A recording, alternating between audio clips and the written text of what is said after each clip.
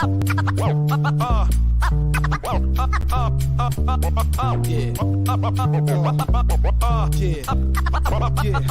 magic. You got to know, got to show, it's time to roll.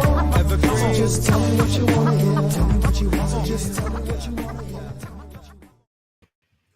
Welcome, everybody, to a special edition of the Rat G TV show. It's your boy Zeus here. And you know, something I do part-time. Some of you know it, some of you don't. But I do play-by-play for some of the best wrestling in all of Ontario. And one of the companies I do that for is a company called CWF, Canadian Wrestling Federation, out of St. Catharines. And, you know, they've been going strong. They've got a great show, Adrenaline. They've been bringing some great talent. And as you can see behind me here, look at this. October 30th, WrestleLusion. Look at this stacked card. We got Suzuki. We got the Impact champion, Josh Alexander. We got the whole fucking show, Rob Van Dam. We've got Impact star Giselle Shaw and the CWF heavyweight champion, Jesse Bieber. And not only do we have that, we have the champ right here with us today, Jesse Bieber. What an introduction. I love it. That's what you guys paid me for. Jesse, this is great. And you know what's funny? I was watching the intro. I don't know if you noticed. Our introduction, the very first segment you see is me interviewing you at WrestleLusion. Oh my God. A few years ago, Eddie Edwards. That was the first time we met. Was that the first time we met? I'm pretty sure that's the first time we met. Yeah, because you came in. I remember you messaging us about doing the interviews. Yeah. And I remember being like, oh, yeah, come on by, come on down. And then we did that interview, which ended up being amazing because we just sat and shot the shit for the whole time. Yeah, man, that was a great interview. And then we did another one. I didn't know if it was before or after. Me, you, and Eric and I think that was like an MWO. Eric gave me a super kick.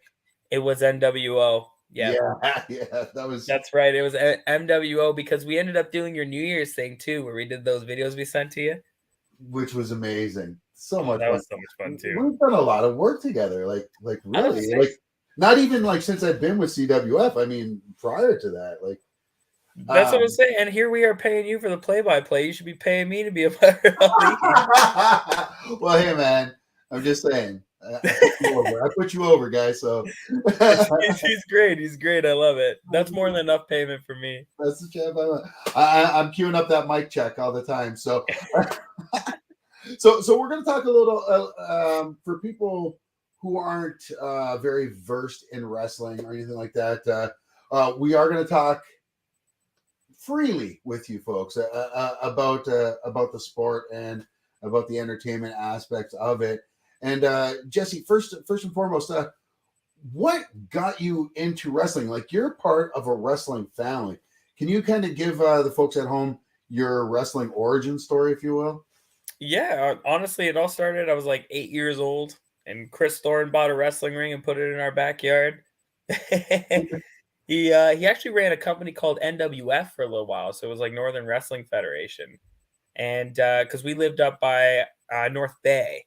Oh, so a lot of people may not know it, but our little town was called Sunridge, Ontario. So people who don't know it, it has the largest freshwater lake without an island in Canada. That's a mouthful and quite the accomplishment. I loved it. I was like, this is a beautiful beach. I love it. But yeah, so essentially we were I would say we weren't the cool kids because we were kind of the loser kids, but we were cool because we had a wrestling ring in the backyard. So all the kids wanted to come and jump around in the wrestling ring. And at the time, my dad was doing like WWE stuff here and there. So yeah, so basically we would jump in the ring, play around. He'd let us play with the belts. He'd bring us to shows all around the indie world. And it's funny because when I was around 14, 15, when I started getting more like older and seeing all of it, I didn't want any part of it. So I was actually like, I didn't care about the wrestling. I was more into the music. I was like, I'm going to play guitar, sing for the girls. This is going to be my life.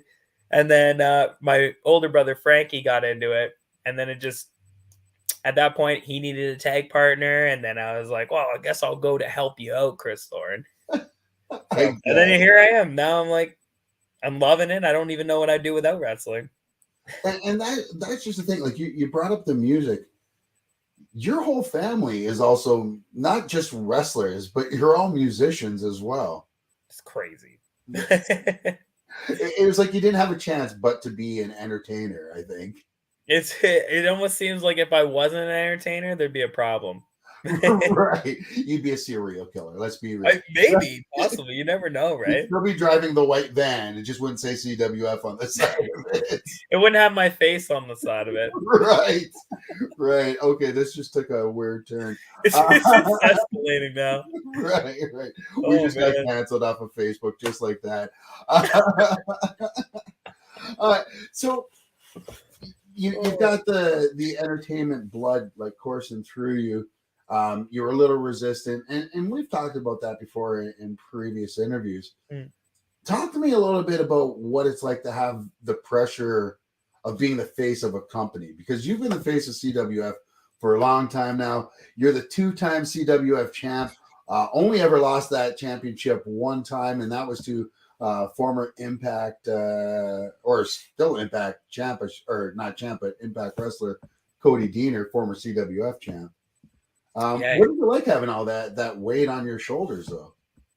Honestly, it didn't really feel like it for a while. So, like, for the longest time, I was just going out and doing my thing and wrestling with some of the greats and just enjoying my matches and enjoying what we had to produce. And later on, it just started, like, everyone started saying, like, I'm the face of the company. And it's like, holy hell, and like that is a lot of pressure if you want to like throw that onto somebody, because if you think about it, it's not really it's not my first thing to my head. It's just I'm here to entertain. I'm here to just do what I enjoy and what I love with people that I enjoy to be in the ring with. So honestly, I don't feel a lot of pressure until people start saying you're the face of the company, and then it's like, well, okay, well, if I'm the face of the company, that's a lot. Your Google Home isn't set up yet. To get started, download the Google Home app on a phone or tablet. That was awesome. That was awesome. My Google Home's not set up yet, by the way. By the way, yeah. So this is the time if you want to break into his stuff. No, you do it now before the Google Home gets set up. So you talked about people telling you you're the face of the company. What about like a lot of that had to been the fans dictating that, right? Because you have that connection with the fans, like not many others I've ever seen. Like honestly, I've only seen one other guy have that kind of appeal with fans, and that's someone that you're going to be facing again in Cody Deaner. And now he doesn't have quite that same following like he did since his little turn there. But tell me a little bit about that connection that you have with the fans, and you know them choosing you as their champion. Oh man, it's wild to me. I'm not gonna lie. Like the fact that like my music plays and they lose their minds is just insane to me. And I don't know if it's because like maybe even the intermission, something as easy as that, where you just go and you take your time and like hang out with everybody and you're very personable as a person, and I feel like there's just a connection there. So maybe people, they feel like they all know me on a personal level, which I feel like I know them on a personal level. So it's like taking that time to engage with everybody and just I believe that is a huge factor of like getting the crowd reaction and the crowd response that you see and hear. So even in my matches, like the biggest thing for me has always been interaction. So if I come out to the ring and I'm wrestling, I know if I don't get a reaction or if I don't get some sort of like interaction with any of them, I believe that I'm failing and I feel like I'm not doing my job. So it's a huge part of me. It's a huge part of me. Like I want people to like me and I want people to be with me and invested. Now you talk about how important that is for people to be invested in you, and you know, to use a work phrase, getting that pop, you know, Yeah, out there. What when you're working a crowd, is there that moment where you're kind of like, because I've noticed this in every match where things kind of slow down a little bit, right? And Yeah. you might be working on what's coming up next or whatever, working strategy. But do you feel that quietness? And is there ever a time where that quietness is good? Yes. Can you explain that to us? Honestly, if it doesn't get quiet, there's a problem because you're Okay. almost forcing them to react with you. So the big idea is like you want people to be behind you when you want them to be behind you. So those moments where it dies down, it's time for them to rest and relax because nobody can be on a high for 30 minutes straight. That's insane. And to ask somebody to do that, it's crazy. Now, I'm not going to lie, our CWF fans, they blow my mind because they will stay on a high throughout the whole match, and sometimes even when you want to bring them down, they don't want to go down. Right. So they want to stay up. So I think a show like Resolution is going to tucker them out. So by Right. the time like it gets to us, it's like we got to make sure we bring them down because if we don't, then everyone's gonna be falling asleep and want to go home. So it's very important to bring things down. It's like a roller coaster of emotions, right? So Right. if you can come out and get them emotionally invested and involved, there's those times where they're really gonna need to take a second to really think, oh my god, like is he gonna make it? Like is he gonna do okay? And then when they believe you are, they're with you. And that's just the thing that you seem to have. I mean, so well in your hand is getting the fans there, and you seem to have almost taken this turn. I would say over maybe pre-pandemic or just after pandemic, where you've gotten a lot more serious. It seems in the ring, and I don't mean you're not having fun. You're still having fun, but it seems like you're putting in more time in the gym. You're working on the technique. You're working on completing your game, and now you're traveling outside of the company as well. Like, and I'm seeing you like wrestle abroad a lot more than you used to. What got that change? Like, what sparked that change for you? I feel like it could be my age. Like maybe it's the fact that like I realize I'm 29 now, so I know like next year I'm going to be 30, and I am 11 years wrestling now. And pandemic, I was at a point of like quitting. I was done. Like I really didn't want to do it anymore. I got to a point where it's like I lost the love and the feel for it. So if you actually go back and you watch like say season 1 of Adrenaline, just to be shoot here, you can see where it's like I'm there, but I'm not there at the same time. So it was like I was enjoying myself, but at the same time, it was really like I didn't even want to go to the shows. Like I barely was around. Like I wanted to go home and just kind of do my thing. And then honestly, the big push was Cody Deaner. Cody coming in and taking me out for a little bit for me to like leave wrestling for a little while and just think about what else I could be doing and just made me miss it. So it was like the moment that I left, it's like I had time away to appreciate something that I loved before. So I went on the road all the time where I got to do all these communities and reservations with all my favorite people.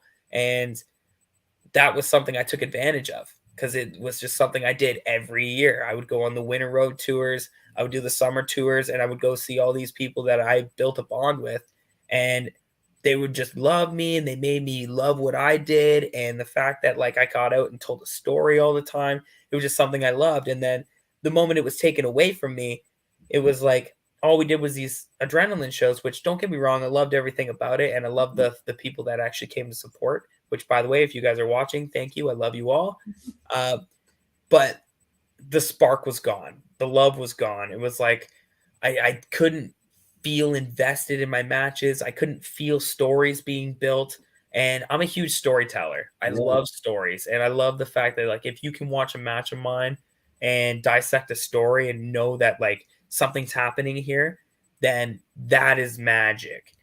That was not happening for me in season 1. So the moment Cody came out and he hit me from behind, it was like the love came back because it was a story. He came in and he took me out, and I had something to chase. So He took my belt from me. He took me out of wrestling. So when I came back, the fire from the people, the fire inside of me, it just lit me up, and I wanted to be there. I wanted to be there, but not just for myself, but for the people. Right. So now I had something to fight for. Got my new wrestling gear. I felt like I felt better about myself because I wasn't as out of shape as I was pre-pandemic, right? Or during the pandemic. So after Cody, like after Resolution, honestly, it was one of my favorite matches I've ever done. So Right. wrestling with Cody, it was insane to me, and it just made me realize what kind of other matches could I have? Like what else can I produce if I really put my mind to it? Because the only thing holding me back right now is my weight, right? So I know as a wrestler, there's a specific look that Right. people look for. And for my style of gimmick, it needs to be someone in shape, and it needs to be someone that cares about themselves. And I wanted to care about myself again. So busting my butt, I realized like if you really put the work in, it was just something that people could really get behind and people could start following. And I really believe that when they see the change and they see the willingness to work on yourself, that's something they can respect. And that's someone that they can bring into them, because now they're willing to open the doors and say, hey, come work for us because we see that you're putting the work in. Right. It just makes you love things more, because now some of the matches I've been able to wrestle now at this point has been fantastic. And it's been with guys in the independent world that I've wanted to work with for a long time. So honestly, I'm sorry for being so long. No, this is perfect. Dude, you're making my job easy. This is what I want. I sit back, I'm like, all right, cool. He's like, he just keep rambling on. He's got this, but this is wicked. at the end of the day, honestly, it was Diener that really brought it back. And then since then, it's been escalating, and I've been trying to snowball with it and run. Well, and that Diener thing, that was the first time you've lost your belt. It was, yeah. You know, and you lost it was it at Resolution or no? I lost it in a adrenaline show. I won it back at Resolution. Right. So you fought the Resolution prior to that. You fought Eddie Edwards. Yes. Impact star. Impact. He's one of my other favorite matches. Impact legend, honestly. Impact legend. And then you took on Cody Diener multiple times. Had a great storyline, or a great feud, if you will. And then one of the craziest feuds, you and the current Impact Wrestling Heavyweight Champion, Josh Alexander, the Walking Weapon. Man, like, okay, so yeah, we know what wrestling is. The end of the last not the second match you guys had against each other. Yeah. When that finished out in the crowd, I thought you guys were really going at it. I'm like, oh, this is beef. There's heat here, because I mean, like, you were either really pissed or that was like Oscar award winning fucking selling that I saw going on there. Talk to me what it's like about once going against Eddie Edwards, then Cody Diener, but now arguably the best wrestler on the planet in Josh Alexander. What has that been like for your game? Oh, amazing. Honestly, Josh is the reason that I'm more intense now. Yeah. So he is just one hell of a worker and one hell of a wrestler. And everything he ties in, he really makes you step up your game. And he's taught me so much already. Like, I don't even think he realizes how much that he's really taught me. Because at this point, it's like I had an idea and I already knew like how to do specific things. But wrestling a man like Josh Alexander, just the way he puts things together and the way his mind thinks, it's just is wild to me. And it's just, and everything makes sense. It's like everything you have with, if you mix it with this story that we're trying to tell, it's like, man, it's wild to me. I was like, even the fact that you're thinking of this stuff before even we have ideas. So it's crazy. Like, his intensity is one of the best in Canada. I would even say in the world. Yeah. Like, for sure. I've never been in the ring with somebody just so intense, and his moments that he chooses to make those intensity. because it's like he brings things down, but then the moment he's ready to go again, you better believe he's going again, for sure. and he's gonna bring you there too. Because if not, he's leaving you behind. He's literally the only person I still mark out to. Oh, me too, man. Like, I'm wrestling the guy, and I'm like, Jesus, man, like you're wild, man. Oh, thank you. Thank you. This is an honor. Thank you so much for that. Yeah, right.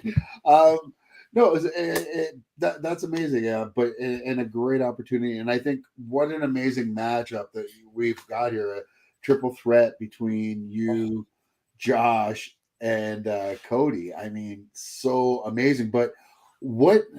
Okay, let's talk about that match real quickly. Mhm. So, what's the game plan going in here? And I know this is a hard question for anybody because you're like, oh well, let me tell so that they can watch and see. But no, you're going in against two guys like this. What's on your mind? What kind of training are you putting into this? Well, the training's been like insane. So I do my wrestling twice a week, and I'm in the gym 5 times a week. Wow. And my cardio is around four times a week, maybe sometimes even 5, because then I got my wrestling and everything else as well, right? So the training's been wild. I've been trying to be more on the ball with my my eating habits, so my dieting and everything else. So I've been trying to take care of that. Summer kind of knocked me out of the ball there a little bit because obviously it's summertime and you want to enjoy yourself. Boys. Yes, but I mean at the end of the day, the last couple of weeks have been pretty good and pretty on top of it. And just knowing I'm walking into this, I want to make sure that I'm ready for these guys because I know they're coming at me with everything they got. So I got to give them everything I got. And if I don't, then I'm probably walking out without the belt because I know one of these guys are coming in sharking, right? So the biggest thing is going to be I want to walk in and I want to win. So, and I want them to realize they've been in the ring with me. Well, and that's just it, right? And you and I talked before we came on the air, and you're a humble dude, and you're like, thank you. And I'm talking about, people are kind of forgetting about Cody in this match, and you said, well, people should be forgetting about me. They should only be thinking about the two of them. Yeah. And I mean, you're the face of this company.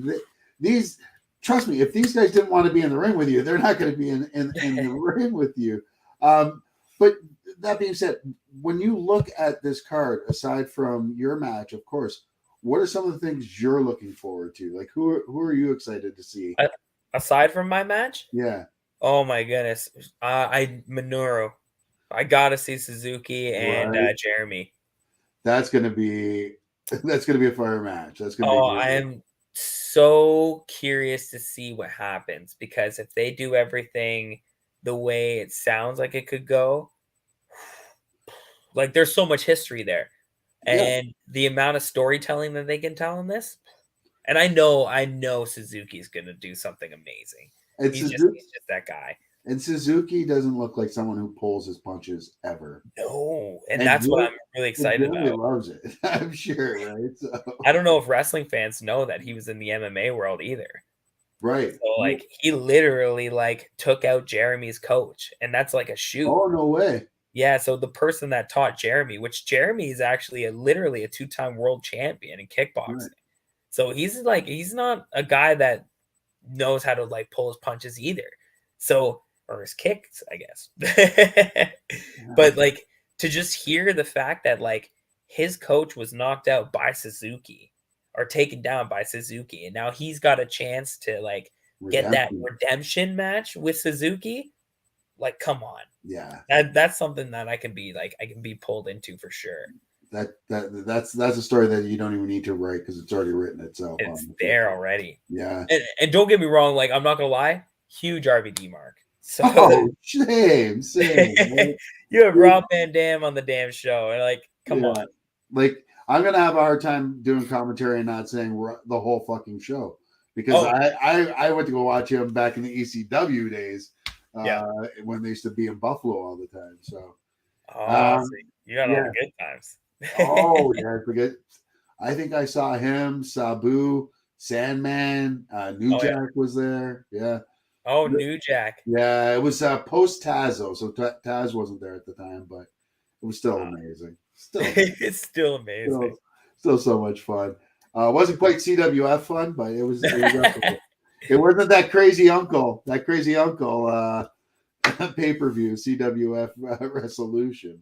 The crazy uncle pay-per-view. Well, WrestleMania is known as what, the granddaddy of them all, or Is it Retromania? no? Which doesn't one, sorry? WrestleMania, don't they refer to themselves as the granddaddy of them all, the granddaddy of pay-per-views? So Oh, we're the yeah. crazy uncle. There, We're we're the uncle, actually. Yeah. We are the crazy uncle. That gives us. That gives. I forgot actually that Santino was going to be there. Santino's going to be there. Got Luke, the bushwhacker. Luke Bushwhacker. You know what's funny? I'm actually really excited to see Luke again because the last time I saw him was I don't know if anybody knows this, but he actually came on a wrestling tour with us. So he did the Winter Roads with us. Sorry, not Winter Roads, Summer Tour with us. And we brought him out, and he was with us for 2 weeks, I think it was, 3 weeks maybe.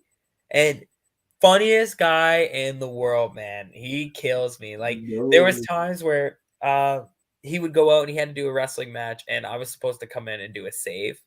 And I kept running in, and I slid in there, get the bad guys out of there, and as they're gone, I go over to Luke, and I'm like, Luke, you okay? And he goes, matey.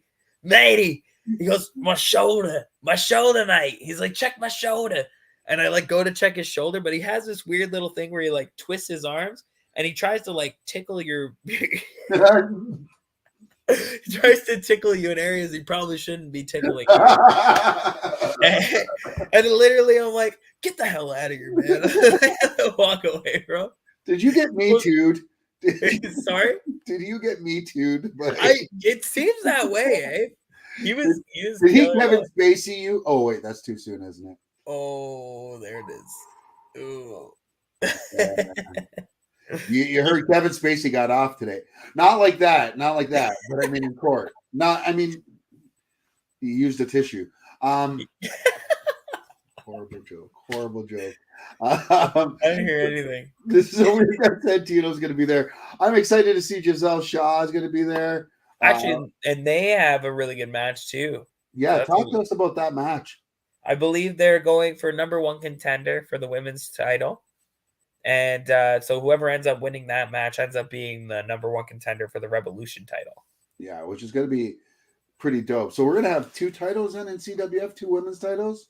CWF women's title. Well, yeah, so essentially CWF has our women's title, which is currently Miley. Right. And for the Revolution is more of like traveling. Yeah, so they kind of run their shows, but for this particular one, they're going to be affiliated with CWF. So CWF is giving them that big opportunity, right? Yeah. So now they get to run a match. And then there's we got a battle royal going this year as well. So every resolution there's a Kerry Memorial Battle Royal. Okay. And Kerry Brown is a big piece of CWF history. So Chris Thorne actually did this to honor Kerry Brown, as Kerry Brown was one of the bigger guys to teach him psychology back in the day. Okay. Right on. So who's is there any standouts in this battle royal that stick out in your mind right away? You know what's crazy? I don't even really know who's all in it. I know a lot of our CWF students are in it. Yeah. And I did hear that there was a couple of some other students from all over kind of coming in, and maybe even some other workers. But it's all kind of a work in progress still, so it's not even fully finished. So yeah, we're not even sure who's all in it yet. Yeah. And we got RVD taking on so RVD was taking on Bobby Sharp, but Bobby got hurt. Bobby tore a tendon in his ankle, so now he's unable to perform, which I think he's still coming to show up for support, so that'll be sweet to see him. Bobby's one of my favorite wrestlers in the world. They're taking over for him though. No schlub. So no schlub, no. So the guy actually going against RVD now is actually Rene Dupree. So him coming in now, like those guys have worked, can't even mount like countless times now at this point, right? So I think the two of them are going to end up tearing it up too, and they both look fantastic. Right on. And then, is it true we're going to see Thorne in a match? Chris Thorne in a match. Yes, I did Yeah. hear that he has one, but But I'm unsure where he stands with it. So it's like I know it sounds like he is wrestling, but it could be show day, and he might be like, never mind. I tell you one thing, I'm not getting in there. Well, we need you for play-by-play. Well, yeah, and if I got in the ring, I'd be dead. Either that or the other person would be. Well, yeah, because I just shoot. So That's what I was like, I Just don't know give how to them all pull. I don't know how to pull anything, so except for a hamstring, except for his which is very likely, very very likely. laughing muscles here. That's what we do here. That's what we try to bring the laughs. Okay, so Oh, man. magic ball time. I think we did this last time, but let's do this again because it's been a while and people's answers are fluid. Like the things that we want in life change and Right. things of that nature. So let's do the genie thing here, and we'll get you out of here. Let's say I can snap my fingers and I can grant you some conditionary wishes. There's conditions on these. Okay. Okay. So the wishes are that I can make it so that you can wrestle in any promotion that you want. No problems whatsoever. 2, you can wrestle anybody, alive or dead, that you want. And then 3, I forget. I don't know what the third one was, but hey, let's work on those first 2. Wait, I think your third one was the independent worker. Oh yes, yeah. Who's an indie guy? But who do you consider indie anymore? Because I know. it's hit like. All right, Let's say the cutoff is anything below Impact. below Impact for Right. indie guys. Okay. Well, company would be WWE just because it feels like I'm more their style. Yeah. So I think I wrestle more that idea where it's more like storytelling and it's like all TV. The demographic is still like the youth. So I think it'd be more beneficial for me to be with WWE. For sure. And don't get me wrong, all the other companies would be amazing. I'd honestly would take a contract from any of them, to be honest. Like I'd love to be with any of them. Yeah. But my style seems more WWE. Okay. I agree. I'm gonna say if I had to work any of the names from any of the promotions, Any promotion, any era, live or dead. alive or dead. Yeah. Oh, man, see, not gonna lie, just because I'm a huge mark, it'd be for The Rock.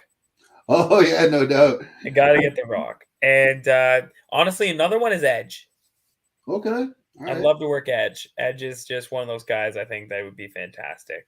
Give it another 6 months. You'll. No, I'm just kidding. It does say, if it happens in 6 months, man, I'll never forget you. I did that. No. It's like, man, this guy made this happen. The genie bottle works. And then Edge is like, "Yeah, it sucks. I'm working the indies now. Thanks." No, I'm kidding. It's my indie choice, actually. All right, and speaking of the indies, who's somebody on the indies you'd like to get in the ring with that you haven't been in the ring with? That I haven't been in the ring with. See, this one's a hard one. That's a hard one. Because, I'm trying to think of, even in the States and in here in Ontario there or in Canada. Mm-hmm. So, there's some standouts. One of them is going to be, so I don't know how many I get. Just one, eh? Yeah, but you can name a couple. That's fine. Yeah? Yeah. So, a big one's going to be Bill Collier. Okay, I'm not familiar. No, he's a big Collier. He's pretty good. He'd be a guy. He's from the States. Okay. Another one I really would like to work. I'll go around this area, and see, because the thing is, I technically have been in the ring with some of these guys now, but I've only been in it's been like a dance, right? So I haven't actually had the opportunity to wrestle them in a singles. Okay, yeah. But if I did have the chance, it would be Tarek is one of them. Oh yeah, Tarek's awesome. Oh, we did a triple threat. And he was fantastic. I Yeah. can't wait for the singles match. Yeah. Well, he's And on Resolution as well. he is on Resolution. Yeah. Yes, he's going to be working. Who's he got actually? Actually, I'm not even sure who he's got. I don't think we know right now. I think Oh, I think he's got an open contract. So wow, eh? we'll see. We'll see. Let- He's a beast. He's a beast. He is a beast. He can go. But yeah, I guess him. Oh, and Shane Saber. Yeah, that'd be fun to watch. I would love to work him. I've only been in the ring with him to do like scramble matches. So one was a scramble with Destiny, and the other one was a 6-man tag match there, or like three tag teams. I don't know how to call that. What do you three tag teams that were wrestled in a match. The triple threat tag team match. Oh no, I think it was a 6-man tag. Yeah, it was 3-on-3. Sorry, so it was 6-man tag, and that I had a little piece of them. So I was like, since those two, I'm like, man, I just want a singles with Shane Saber. I'm waiting for that one. I could see that. That'd be fun. Oh, it'd be fantastic. But as of right now, that's I mean, honestly, I want to work everybody. At this point, if I haven't worked them, I want to. Well, I know, and because I started thinking of some of the bigger names that you think of, like the faces of each company, and then I'm like, that's where I kind of see you, like going up and taking on what's his name, Decker in at Greektown. Decker's another one too, because like I see some of his stuff too, and I'm like, well, he's great, but I've been. He's insane though too. He is insane. Last time I wrestled him, it would have been the fraternity way back. Oh, okay. So it was him, his brother, and Bradshaw against me and my brother. And at the time, like, don't get me wrong, like we needed some work, right? So this is like now we're at a point where it's like I bet you Decker and I would be pretty fun. Oh yeah, for sure. But you're right. Like, it'd be sweet to actually jump in between. Oh, I think so, and I think that's great for getting the CWF name out there as well. Oh yeah, for sure. Right. Jesse Rickman still champ after Resolution 11, says Matthew Bozeman. Thank you, Matthew. We're trying. That's awesome. Cool. All right. So, and I know you got a busy night because you got to get out and get some training. And any final words you want to leave the fans with leading into Resolution October 30th? Get your tickets because it's going to be an insane show. You're not going to want to miss it because honestly, I'm going balls to the wall on this one. So if you already want to, if you think that you're only going to have like maybe a rough time, I can guarantee you the main event will be intense. Oh yeah. This whole card is insane. Even to say that like it could not be like it's you must be crazy because looking at the card, it's an insane card. Seeing what we've already had established, like of what matches are going to end up happening, like yes. It's going to blow people's minds. Like this is a fantastic card, and I'm so honored to be a part of it. You and me both, my friend. It's going to be a great time, a great show. Tears will be shed, blood will be shed. Well, maybe not, but maybe probably. It is a wrestling show. It's going to be a lot of fun. October 30th, Devil's Night, folks. Resolution 11, CWF champ Jesse Bieber, right here in the house. He'll be there.